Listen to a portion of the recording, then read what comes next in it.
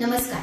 मी संत Dnyaneshwar B.Ed college भानासिवडा Nevasa इथली बीएडची छात्र अध्यापिका आहे. मी प्रथम वर्षातली आहे. आज मी डिजिटल पाठाचे पाठ सांगणार आहे.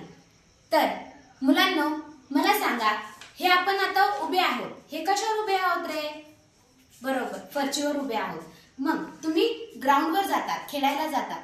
मग तुम्ही फरचीवर खेळता का रे ग्राउंडवर? नाही, मातीवर. तर मग तसंच आपल्या आजूबाजूला विविध प्रकारची माती, मग काय काय असते सांगा बरं? माती असते, त्यानंतर खडक असतात. मला सांगा, तुम्ही फिरायला कोण कोण जातं रे? बाहेर फिरायला जाता का नाही तुम्ही? डोंगरावर कोण कोण जातं? अरे वा वा, छान छान, डोंगरावर फिरायला जाता. मग मला सांगा, तुमच्या घरची माती म्हणजे तुम्ही खेळता ती माती आणि डोंगरातली माती यामध्ये किती तफावत आहे? बरोबर आहे की नाही? मग ही माती म्हणजे आपल्या आजूबाजूला डोंगर, टेकड्या, दगड, माती दिसतात का नाही तुम्हाला? बरोबर. मग अशाच आपली पृथ्वी खूप मोठी आहे. मग ही एका कठीण भागांनी, खडकांनी बनवलेली आहे. मग या खडकांनी बनवलेली माती तयार होते. म्हणजे खडक, पूर्वी मोठा खडक असायचे आणि खडक पाजरून म्हणजे विविध कालांतराने, विविध वेळेनुसार त्या खडकाची काय झाली? माती तयार झाली. मग हीच खडकांचा उपयोग आपण कशासाठी करतो? मला सांगा, माती अशी लगेच तुम्ही घर बांधायला उभे करतात का रे? नाही. आपण बाहेर फिरायला जातो, खूप लांब लांब जातो, नदीवर, डोंगरावर जातो. काही ठिकाणी दोन डोंगर असतात आणि ह्या ठिकाणाहून त्या ठिकाणी म्हणजे पाण्याच्या रोडनी आपण जातो का? नाही. त्यासाठी काय काय वापरतो रे सांगा बरं? आपण कसं वापरतो? आपण पायी जातो का पायानी? नाही. काही जण पोहून जातात, काही जण कसे जातात रे? बर, मला सांगा, एका ठिकाणाहून दुसऱ्या ठिकाणीसाठी आपण काय काय वापरतो? तो पुलाचा वापर करतो. बरोबर. मग हे पूल पण कशाने बनतात रे? खडकांनी. मग हे खडकांचाच वापर करून म्हणजे मातीतला प्रकारच वापर करून ते पूल बांधण्यासाठी, घरे, रस्ते बांधण्यासाठी आपण उपयोगी करतो. तर आज आपण खडक आणि खडकांचे प्रकार काय बघणार आहोत? खडक आणि खडकांचे प्रकार हे अभ्यासणार आहोत.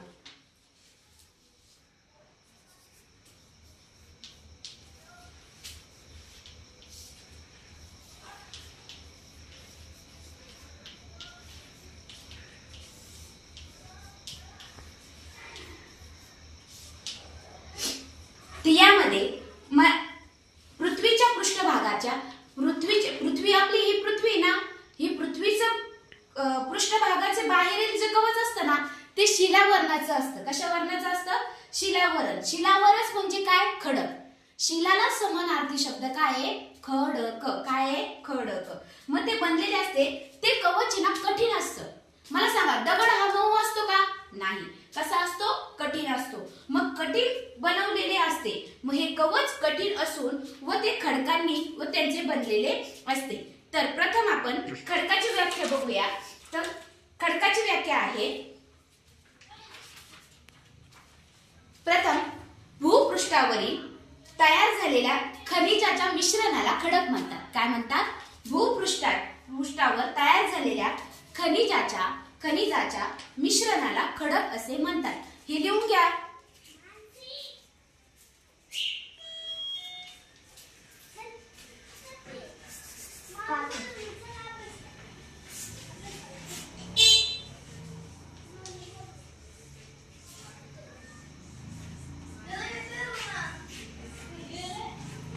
चला लिहून घ्या. भूपृष्ठावर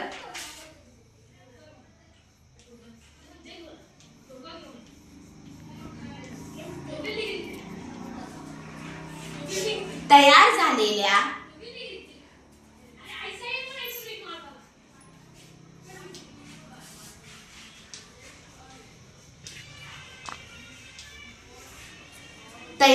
भूपृष्ठावर तयार झालेल्या खनिजाच्या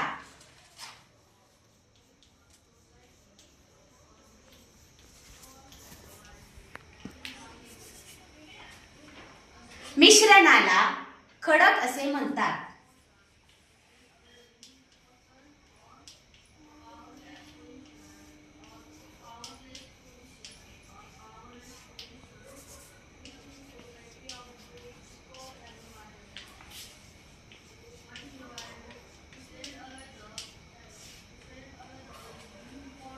लिहिलं पुन्हा एकदा, भूपृष्ठावर तयार झालेल्या खनिजाच्या मिश्रणाला खडक असे म्हणतात. यानंतर आपण खडकांचे नैसर्गिक प्रक्रियेत निर्माण होतात. खडक कशी तयार होतात? नैसर्गिक प्रक्रियेत तयार होतात.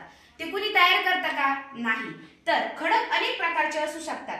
आता तुम्ही मला सांगा, भरपूर प्रकारचे स्टोन बघितले असतील तुम्ही, आणि तुम्ही वाळूवर गेल्यावर पांढऱ्या रंगाचे काही दगड दिसतात, काही काळ्या रंगाचे दिसतात, अजून कोणकोणत्या रंगाचे दिसतात? बरोबर, लाल रंगाचे दिसतात. विविध प्रकारचे तुमचे खडक दिसतात. मग तो एक खडकाचाच प्रकार असतो.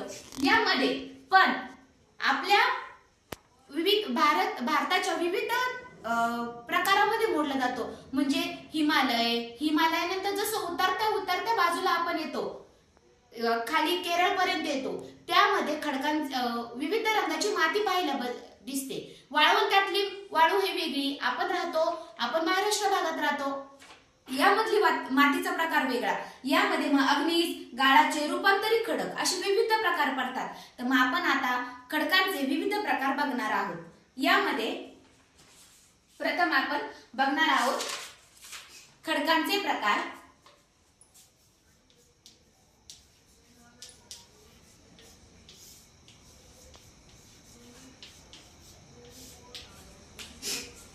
प्रथम अग्निजन्य खडक. प्रथम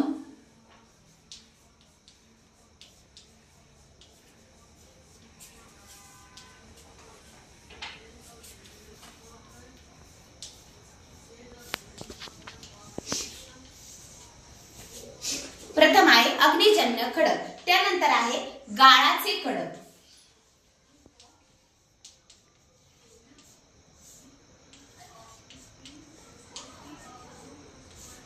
आणि तिसरं रूपांतरित खडक.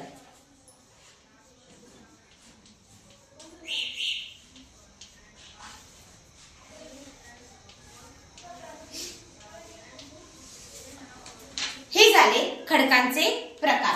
यामध्ये आता उर्वरित आपण अग्निजन्य खडक, गाळाचे खडक, रूपांतरित खडक हे उर्वरित तासांमध्ये आपण बघूया.